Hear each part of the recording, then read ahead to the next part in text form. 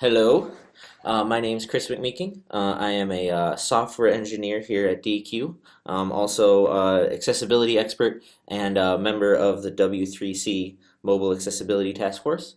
I am here today to talk to you about an annoying design pattern I'm seeing pop up. I saw Google implement this in their Google Plus app recently. I've seen it in LinkedIn and a couple other applications, and it's interesting because I think it's based off of some good motivations, but ultimately it doesn't. It doesn't speak to inclusive design, and I will talk to that when we see it. So first thing I'm going to do is I'm going to turn off TalkBack. Notice that in my screen capture thing here, you can see where I'm touching on the screen. So you see this circle here. That's where I'm touching on the screen, and I'm going to turn on TalkBack. And so when I turn on TalkBack, notice I have this little post message up here at the bottom. This is the feedback that TalkBack is giving me, and I'm going to have it give that to you through those toasts. And when it's important, I will make sure to announce it. So let's go here. Let's open up Google Plus. So I have Google Plus open. Let's go back.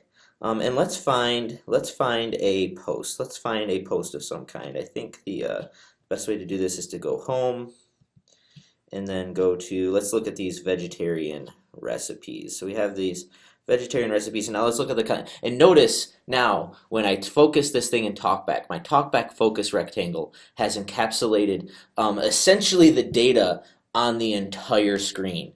And this is the point that I want to talk about. This is confusing. This is rough. This is hard to use.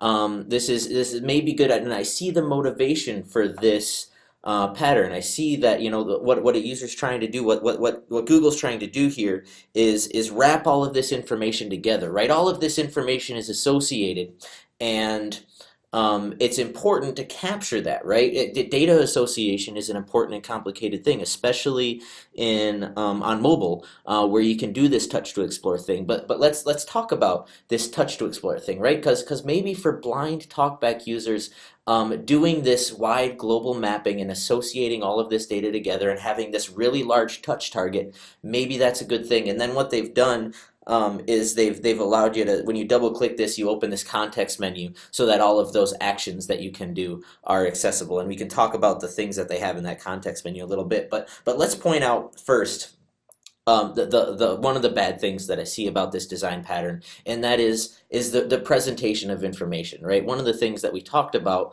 was the idea of collecting all of this information in this data association, right? And when you read through all of this, if you can, eventually you get down to the fact that you have 54 plus ones, 4 shares, 4 comments, 2 shares, so on and so forth, right? That's all the information there. So let's refocus this and let's dissect this announcement.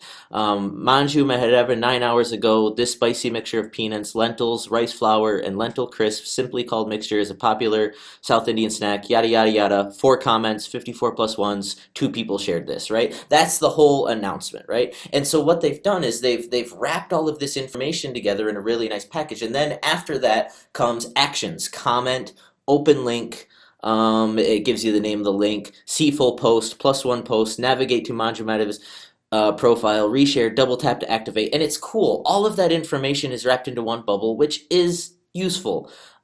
That being said, it's really hard to digest that much information at once, especially when the last thing that you get about this information is the actions and the fact that it can be activated, right? And a blind user coming back to this will be used to that, and then again, we activate it and we have all these actions there.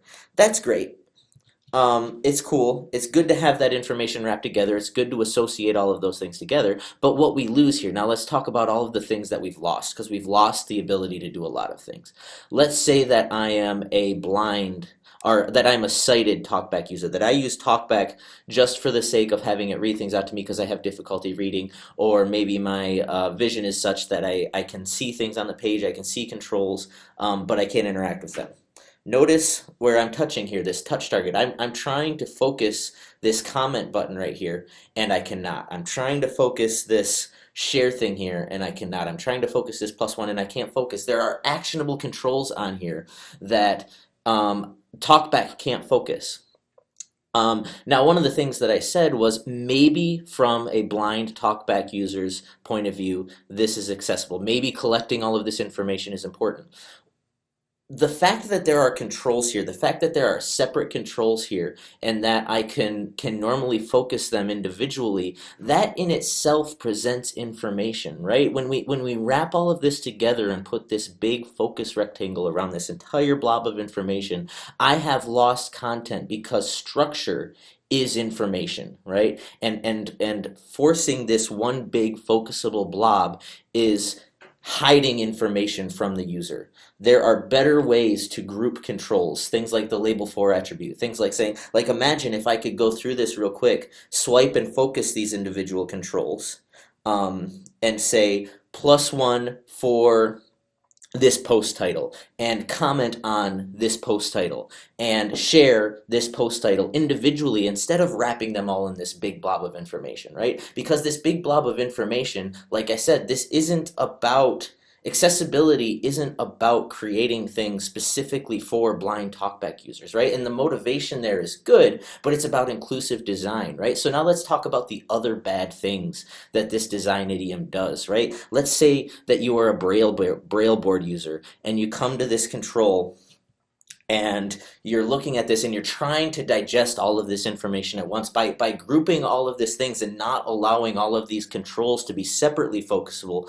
What you've done is you've forced a Braille board user to consume a very, very large chunk of content. Not only that, but I would argue that the actions and the shares and the fact that you can comment and the fact that this thing is actionable, I would argue that that's actually the important information here, right? The fact that we can go in and you can +1 a post or you can comment on a post or you can see those comments, that's the important information, and that's shared last in this design idiom, which for a Braille board user or even a blind talkback user waiting for that feedback is going to be a frustrating user experience. Whereas if you can just swipe through real quick and see, oh, this share has 54 +1s, I'll go back and check it out, that is the more important information here. And with that not being available separately, it takes a long time to get to that important information. And as I said before, structure and the separation of controls is actually information in itself. And that information is just completely lost in this design pattern to any user, whether it be a sighted talkback user who's attempting to action these controls separately, or a blind talkback user who doesn't know that there are separate controls on this page. And so anyway, that is all that I had to say about it. If you have any questions about what I believe the better pattern for this would be or how to implement that, feel free to ask them in the comments, and thank you for listening.